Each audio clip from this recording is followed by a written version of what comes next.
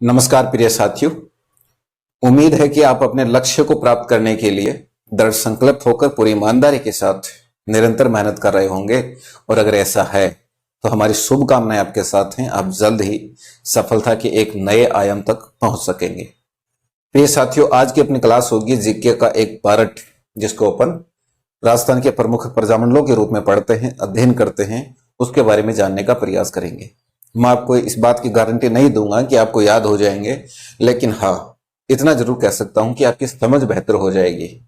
मेरे ख्याल से आपको फिर कभी इस बात की जरूरत नहीं पड़ेगी, इस चीज को समझने की जरूरत नहीं पड़ेगी कि आखिरकार प्रजामंडल क्या है, इनकी उत्पत्ति कैसे हुई, किस प्रकार से इनकी स्थापना की गई, किस किसने स्थापना की, इसके संदर्भ में बात करेंगे। प्रजामंडल शब्द का मतलब क्या है, इसको भी जानेंगे। इसके अलावा उसके उद्देश्य क्या रहे, क्या अपने उद्देश्यों को प्राप्त करने में सक्षम रहे, क्या सफल हुए, क्या यानी कि इसके परिणाम क्या रहे, कौन कौन से ऐसे संगठन रहे जिनका प्रजामंडलों में अपनी जो है एक तरह से अहम भूमिका रही है।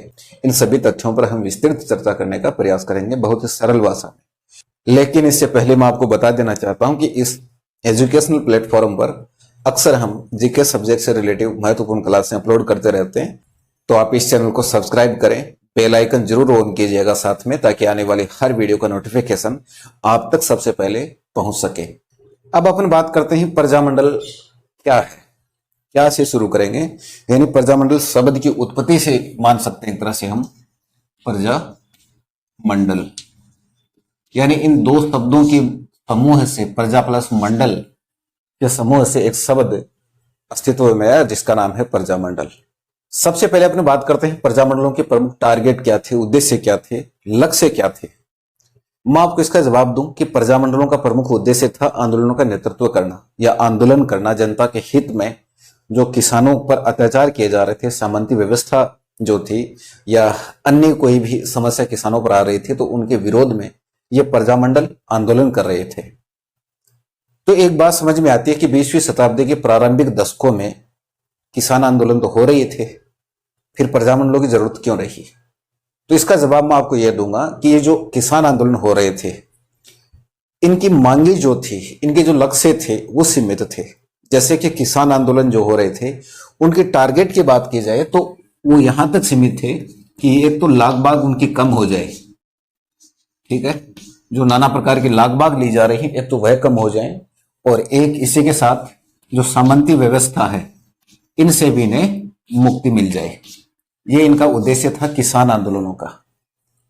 और यही एक बड़ा कारण है कि इसमें एक तो यह रहा कि इसमें केवल किसान वर्ग शामिल हुआ, जिनके पास बाहुबल तो था लेकिन धन बल नहीं था। तो एक तरह से हम ये कह सकते हैं कि बाहुबल के साथ साथ धन बल को जोड़ने का एक काम करता है प्रजामंडल, एक तो ये मान सकते हैं। दूसरी चीज ये कि इनकी जो डिमांड थी वो सीमित थी, उद्देश्य जो थे किसान आंदोलनों के सीमित थे। और जैसे जैसे थोड़ा सा भी इन्हें फायदा हुआ तो ये आंदोलन स्थिर हो जाते थे, ठप पड़ जाते थे, एक तरह से हम कह सकते हैं। एग्जाम्पल के तौर पर हम बिजोलिया के किसान आंदोलन की एक घटना याद कर सकते हैं। आपको पता होगा कि 1903 में बिजोलिया के सामंत जो था बिजोलिया का, किशन सिंह, उसके द्वारा एक कर लगाया गया था, चंवरी कर। उससे पहले 1897 में साधु सीताराम दास के नेतृत्व में किशन सिंह की शिकायत की गई थी मेवाड़ के महाराणा के पास। जब किशन सिंह को इसकी सूचना मिली तो किशन सिंह नाराज हुआ। उसको लगा कि मेरा अपमान किया गया है, और अपमान का बदला लेने के लिए बिजोलिया में उसने 1903 में एक कर लगाया जिसका नाम है चंवरी कर। याद रहे, मात्र 5 रुपए थे ये। क्या था? मात्र 5 रुपए कर लगाया गया, चंवरी कर। अगर कोई भी किसान अपनी बेटी की शादी करेगा तो उससे पहले क्या देना होगा? चंवरी कर देना होगा। समस्याओं की शिकायत की इसलिए ये लगा है, याद, थोड़ा ध्यान रखना इसका। उसके बाद इतने में काम नहीं चलाया। जो कुल उपज का जो लगान था वो कितना था? पहले 40% था, लेकिन अपमान समझकर इसको भी इसने 50% कर दिया, मतलब 10% इसमें बढ़ोतरी करके 50% कुल उपज का लगान कर दिया। अब समझना इसे थोड़ा सा और। जब किसानों ने आंदोलन किया, किशन सिंह से भी प्रार्थना करते हैं, लेकिन किशन सिंह इनकी एक नहीं सुनता है, कुछ हृदय विदारक शब्द कह के इन्हें निकाल देता है वापस। तो ये किसान जो थे बिजोलिया के, बिजोलिया से पलायन करना शुरू कर देते हैं। यानी बिजोलिया को छोड़कर दूसरी रियासतों में जाकर रहने लग जाते हैं। इससे किशन सिंह चिंतित होता है, एक तरह से आंदोलन का एक रूप मान सकते हैं इसे हम। तो जब वह जाने लगे तो किशन सिंह ने क्या किया, इन किसानों को कुछ रियायत देने के उद्देश्य से एक तो इसे समाप्त कर दिया उसने, और एक जो 50% था उसे घटाकर कितना कर दिया, 40%। अब किसानों को लगा कि अब ठीक है, यानी कि एक सेंस में हम आज की जो सरकार रवैया अपना रही है वो क्या करती है, सरकार 50 रुपए मान के चलना कि पेट्रोल के भाव हैं, और फिर 50 पैसे, 1 रुपया, 75 पैसे, ऐसे बढ़ा बढ़ा के मान के चलना कि 60 रुपए कर दिए। जैसे चुनाव नजदीक आए उसने क्या किया, धड़ाक से 5 रुपए कम किया। अब जनता को लगा यार सरकार तो बड़ी ही मतलब जनता के हित के काम कर रही है, 5 रुपए कम किए हैं। जनता को यह कभी नहीं दिखाई देता कि उसने 10 रुपए बढ़ाए तब जाकर 5 रुपए कम किए हैं। ठीक यही समस्या यहां पर थी। कहने का मतलब किसानों की समस्या का कोई अस्थायी समाधान नहीं हो रहा था। भाई ये पहले थोड़ी ना था, पहले नहीं था, ये पहले 40% था, बाद में 50% कर दिया। किशन सिंह ने क्या किया, एक तो इसे हटाया और इसे 50% की बजाय 40% रख दिया, पहले वाला ही रख दिया। किसान खुश हो गए, हाँ ठीक काम किया है किशन सिंह ने। तो हम कह सकते हैं कि जो किसान आंदोलन थे वो अपने लक्ष्यों को ठीक प्रकार से प्राप्त करने में सक्षम नहीं थे। तो एक ऐसे मंच की उसे जरूरत थी जो जनता के हित में काम करे और जनता की समस्याओं का स्थायी समाधान निकाल दे। ऐसे ही एक मसीहा के रूप में मान सकते हैं संपूर्ण प्रजा के लिए, वो था प्रजामंडल। अब अपन बात करते हैं इसके प्रमुख उद्देश्य क्या रखे इसने।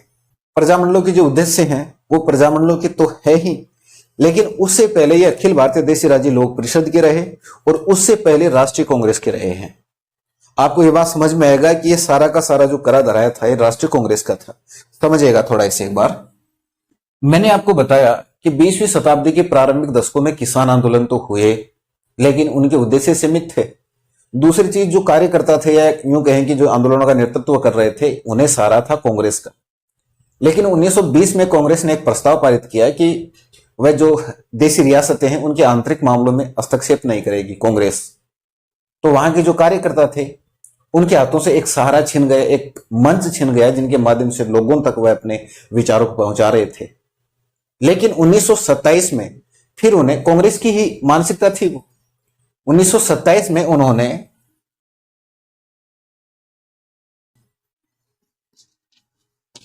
AISPC की स्थापना की गई। क्या है ये? The India state peoples conference, अखिल भारतीय देशी राज्य लोक परिषद की स्थापना की गई बंबई में। कहां की गई थी? बंबई में। इसका प्रथम अधिवेशन जो हुआ, प्रजामंडलों को समझना है तो इसे समझना ही होगा। इसका जो प्रथम अधिवेशन 16 और 18 दिसंबर 1927 को बॉम्बे में हुआ, जिसमें जो एक तरह से कह सकते हैं कि जो उपाध्यक्ष थे वो कौन थे? संपूर्ण भारतवर्ष में जिन्हें हम किसान आंदोलन का जनक मानते हैं, विजय सिंह पथिक। उपाध्यक्ष की बात कर रहा हूं। अध्यक्ष इसके जो है, अध्यक्ष कौन थे? दीवान बहादुर रामचंद्र राव, ये थे अध्यक्ष। और उपाध्यक्ष कौन थे?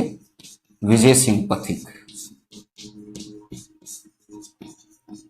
विजय सिंह पथिक ने ताउम्र जितने भी कार्य किए, वो किसानों को एक बार के लिए, जब 1921 में उन्होंने एक निर्णय लिया था जिसका संबंध बिजोलिया के किसान आंदोलन से है, उस समय ये जनता के लिए एक तरह से हम कह सकते हैं कि बिजोलिया के किसानों के लिए अलोकप्रिय हो गए थे।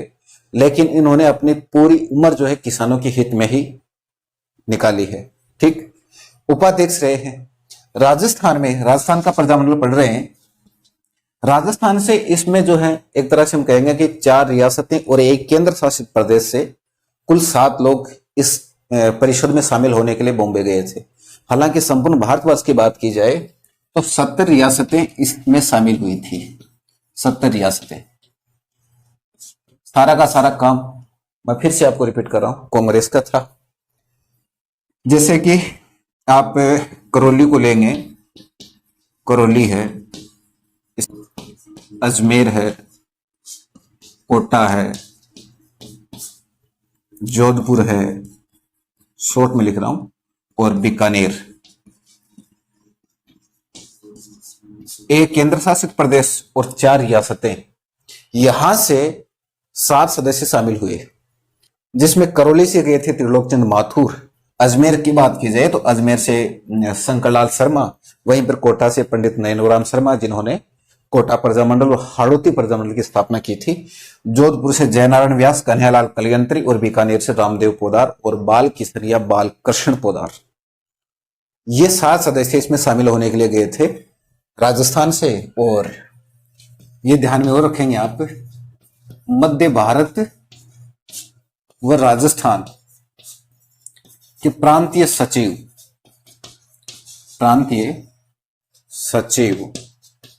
चुने गए थे राम नारायण चौधरी। और एग्जाम में कई दफा ये जो फैक्ट मैंने अभी आपको बताए हैं पूछे गए हैं, राम नारायण चौधरी। इसका जो प्रमुख उद्देश्य था अखिल भारतीय देशी राज्य लोक परिषद का, वो यही था कि जब तक संपूर्ण जनता के हित में कुछ ना किया जाएगा, जनता को राष्ट्रवादी आंदोलन से जोड़ना मुश्किल है। यानी कि प्रजामंडलों का जो उद्देश्य रहेगा बाद में हम उस पर चर्चा करेंगे, लेकिन जो अखिल भारतीय देशी राज्य लोक परिषद या जो AISPC है, इसी के उद्देश्य किसके रहेंगे? प्रजामंडलों के।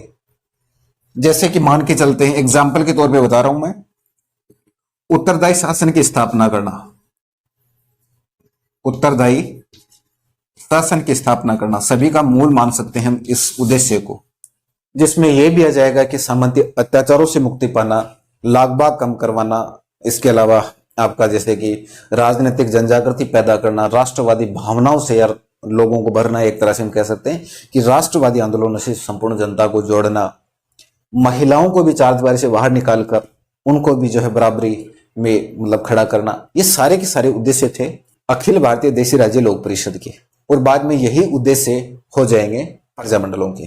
ठीक है, तो अगर आप चाहें तो स्क्रीनशॉट ले सकते हैं। प्रजामंडलों के उद्देश्य क्या हो जाएंगे?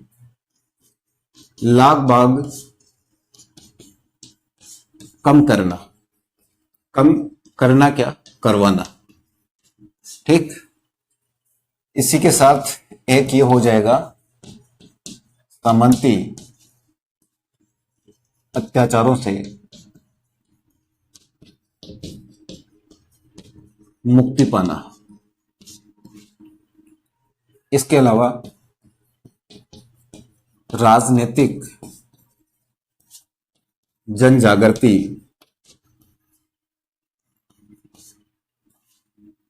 फैलाना, जनता को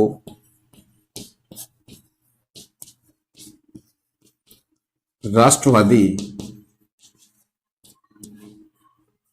आंदोलनों से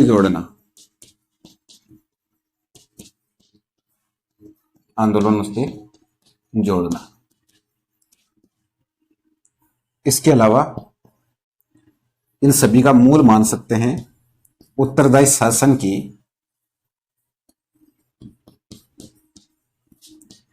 की स्थापना करना।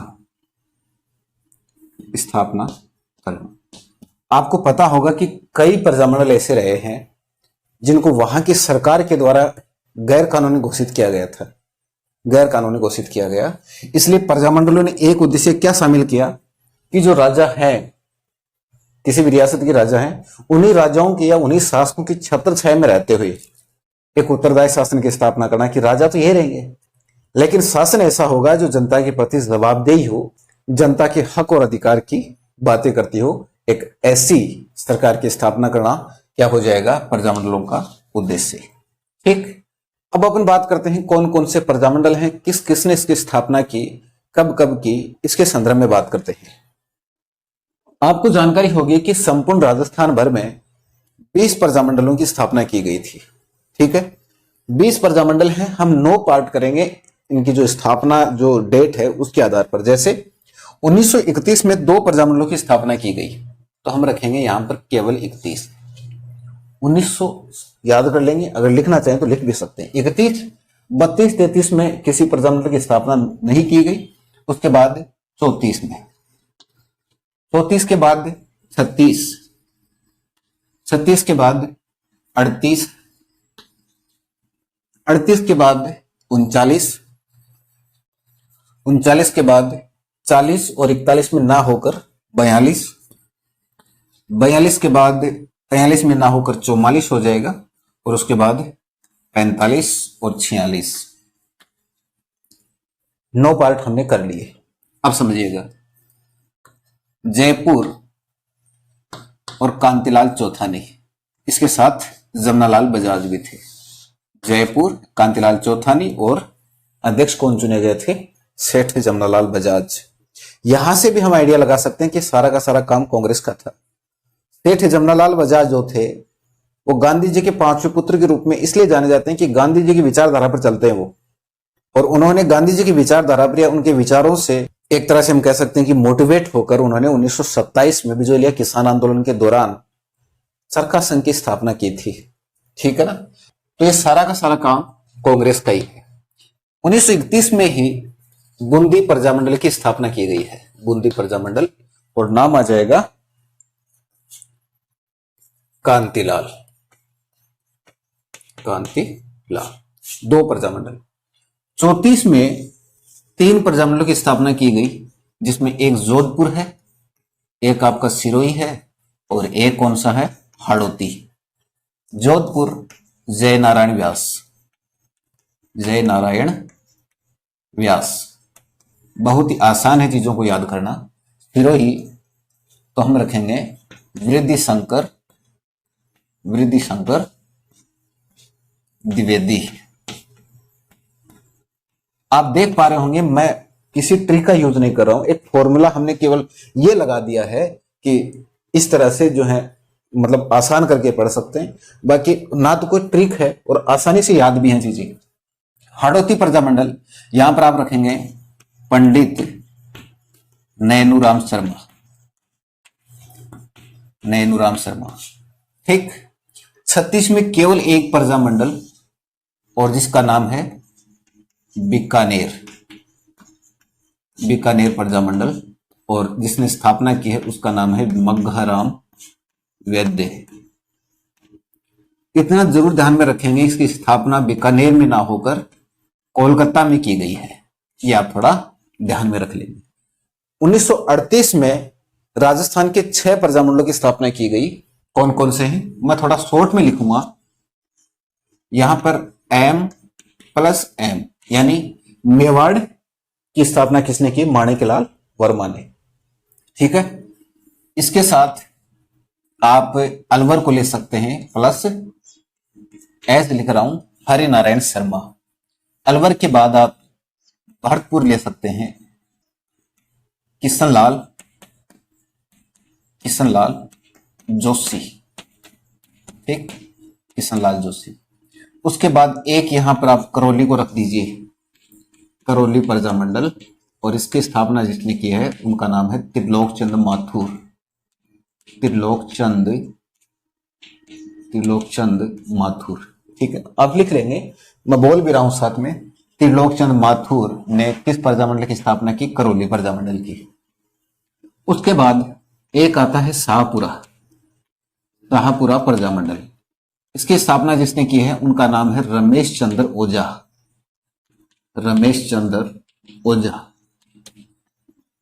और एक और बच गया, उसका नाम है धौलपुर, धौलपुर प्रजामंडल, और इसकी स्थापना किसने की है? ज्वाला प्रसाद, ज्वाला प्रसाद जिज्ञासु। इस प्रकार से 1938 में 6 प्रजामंडलों की स्थापना हुई है। थोड़ा दिखने में आपको दिक्कत हो रही होगी, मैं एक बार रिपीट कर देता हूं। 1938 में माणिक्यलाल वर्मा ने मेवाड़ प्रजामंडल की स्थापना की। अलवर प्रजामंडल की स्थापना हरिनारायण शर्मा ने की है। भरतपुर की किशनलाल जोशी ने की है। वहीं पर करौली की बात की जाए त्रिलोक चंद माथुर हैं, और शाहपुरा के रमेश चंद्र ओझा, और धौलपुर के ज्वाला प्रसाद जिज्ञासु। 39 में 2 प्रजामंडलों की स्थापना की गई। एक तो होगा आपका कोटा प्रजामंडल, और कोटा प्रजामंडल की जिसने स्थापना की है उसका नाम है पंडित नैनूराम शर्मा। ये चीज मैंने आपको बताया है, नैनूराम शर्मा। नैनूराम शर्मा 2 प्रजामंडलों की स्थापना करते हैं। एक आ जाता है आपका किशनगढ़, प्रजामंडल। इसकी स्थापना किसने की है? तो नाम आएगा कांतिलाल चौथानी। कांतिलाल चौथानी। किशनगढ़ प्रजामंडल की स्थापना किसने की है? कांतिलाल चौथानी ने। उसके बाद 1942 में एक प्रजामंडल की स्थापना की गई और उसका नाम है साथियों कुशलगढ़ प्रजामंडल। क्या नाम है? कुशलगढ़। और इसकी स्थापना जिसने की है उसका नाम है मेरे ख्याल से भंवरलाल निगम। भंवरलाल निगम। उसके बाद 44 में मात्र एक प्रजामंडल, उसका नाम है डूंगरपुर। डूंगरपुर प्रजामंडल की स्थापना जिसने की है उनका क्या नाम मिलता है हमें? भोगीलाल पांड्या। भोगीलाल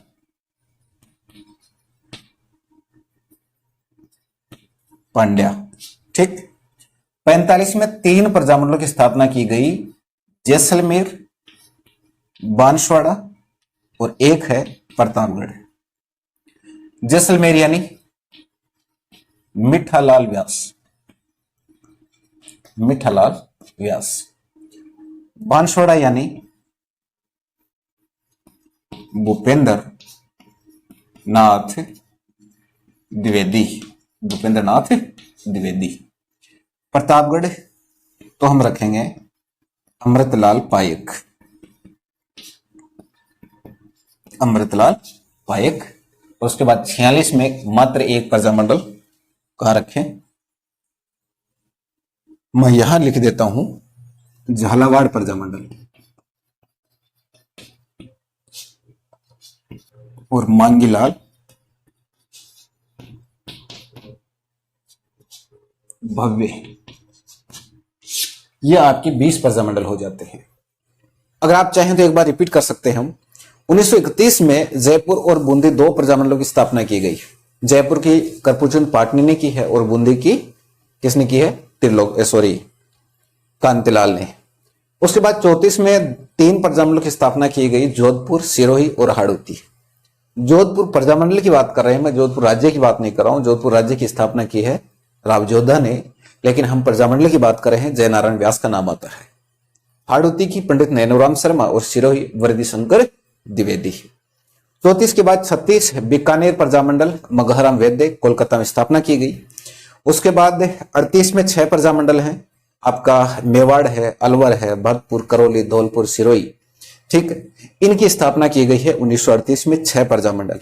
मेवाड़ की स्थापना माणिक्यलाल वर्मा ने की है और अलवर की हरिनारायण शर्मा, भरतपुर की बात करते हैं तो किशनलाल जोशी, उसके बाद शाहपुरा रमेश चंद्र ओझा, धौलपुर ज्वाला प्रसाद जिज्ञासु, करौली त्रिलोक चंद माथुर। ठीक। उसके बाद 39 में 2 प्रजामंडलों की स्थापना की गई, कोटा और किशनगढ़ की। कोटा की स्थापना पंडित नैनोराम शर्मा और किशनगढ़ की स्थापना की है कांतिलाल चौथा ने। 1939 के बाद 1942 में कुशलगढ़ प्रजामंडल की स्थापना की गई थी भंवरलाल निगम के द्वारा। 43 में ना होकर 44 में होती है डूंगरपुर प्रजामंडल की स्थापना भोगीलाल पांड्या के द्वारा। 45 में 3 प्रजामंडल हैं, आपका जैसलमेर है, बांसवाड़ा और प्रतापगढ़। जैसलमेर की स्थापना याद रहे जोधपुर में की गई है, मैंने लिखा है कि नहीं? जैसलमेर की स्थापना कहां पर है? जोधपुर में। मिठालाल व्यास ने स्थापना की है। और बांसवाड़ा की बात की जाए तो नाम आ जाएगा भूपेंद्र नाथ द्विवेदी का और प्रतापगढ़ अमृतलाल पाइक। और अंतिम 1946 में झालावाड़ प्रजामंडल जिसकी स्थापना मांगीलाल भव्य ने की है। चीजें आसान से याद रहती हैं, 1-2 बार कोशिश कीजिएगा, चीजें याद हो जाएंगी। मुझे यदि कोई भी चीज याद करनी होती है तो मैं 2 से 3 बार उसे पूरे ध्यान से पढ़ता हूं। उसके बाद जिस किताब से पढ़ रहे होते हैं उसे बंद करते हैं, उसके बाद जितना पढ़ा है उसको लिखने का प्रयास करते हैं। 10 से 5 दिन आप पूरा नहीं लिख पाएंगे, लेकिन 10 से 15 दिन के बाद आपका लक्ष्य ये हो जाएगा मुझे जो पढ़ना है लिखना है, तो आप आराम से लिख पाएंगे, क्योंकि जब पढ़ रहे होते हैं आपका पूरा का पूरा ध्यान केंद्रित होगा। तो ये थे आपके 20 प्रजामंडल। अगर आप चाहें तो एक बार स्क्रीनशॉट ले सकते हैं। मैंने आपको बताया कि जो प्रजामंडल थे राजस्थान के मान सकते हैं, भारत के संपूर्ण प्रजामंडलों की बात करेंगे तो भी ये सारी की सारी जो उपज थी ये कांग्रेस के दिमाग की उपज थी। कांग्रेस ने ही तो अखिल भारतीय देशी राज्य लोक परिषद की स्थापना करवाई। उसके बाद क्योंकि अलग से, शायद हो सकता है कि कुछ लोग उसमें शामिल ना होते, इसलिए अलग से एक संगठन बनवाया गया अखिल भारतीय देशी राज्य लोक परिषद के नाम से। और बाद में जब अखिल भारतीय देशी राज्य लोक परिषद का अंतिम अधिवेशन हुआ 1948 में, अंतिम अधिवेशन होता है 1948 में आजादी के बाद, और इसका अंतिम अधिवेशन कहां पर हुआ? जयपुर में। ठीक, जयपुर में अधिवेशन हुआ इसका अंतिम अधिवेशन। उस समय जो अध्यक्ष थे AISPC, इसके अध्यक्ष कौन थे? पट्टाभी सीतारामैया। ये सारे के सारे लोग जो थे प्रजामंडल से जुड़े हुए, पूरे के पूरे लोग कांग्रेसी थे। उसके बाद 1948 में अखिल भारतीय देशी राज्य लोक परिषद का राष्ट्रीय कांग्रेस में विलय कर लिया गया था, मर्ज कर लिया गया, विलीनीकरण हो चुका था। इसी के साथ आप यह भी ध्यान में रखेंगे कि भारत में सबसे पहले जिस प्रजामंडल की स्थापना की गई है उसका नाम है हैदराबाद प्रजामंडल। क्या नाम है? हैदराबाद प्रजामंडल। जो भारत में सबसे पहले जिस प्रजामंडल की स्थापना की गई वह कौन सी है? हैदराबाद प्रजामंडल। साथियों, आज की क्लास में इतना ही। मिलते हैं एक अन्य क्लास के साथ। तब तक के लिए जय हिंद, जय भारत।